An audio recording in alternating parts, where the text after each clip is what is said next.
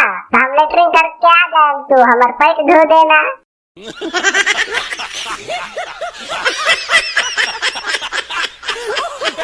मैं लाख ब्रेकअप कर लूं तुम्हें मेरे होना।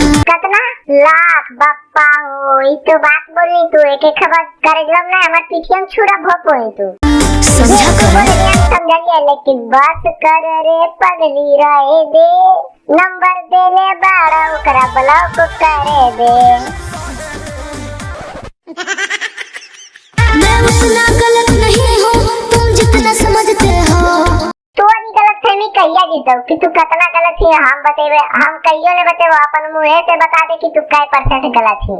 40% देखो लड़की बोलती है 20 तो तुम समझो 40, तो इसी तरह से तुम 40 बोली तो हम ऐसे समझे कि आज से तू झूठ बोलती है। इनसे सीखे।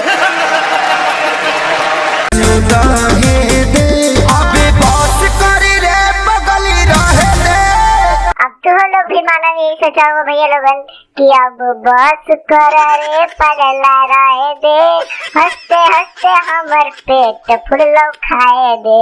तो भैया ऐसा ही तड़कता भड़कता है धमाकेदार वीडियो के साथ वापस आते रहो, तो सब्सक्राइब कर दियो और लाइक कर दियो, शेयर कर दियो और घंटा के ऑल पे दबाई दियो, ताकि हमारे जब भी हंसाने वाला वीडियो अपलोड हुई तो सबसे पहले देखा जाता। मिला दूसरा वीडियो के साथ वापस, तब तक के लिए बाय।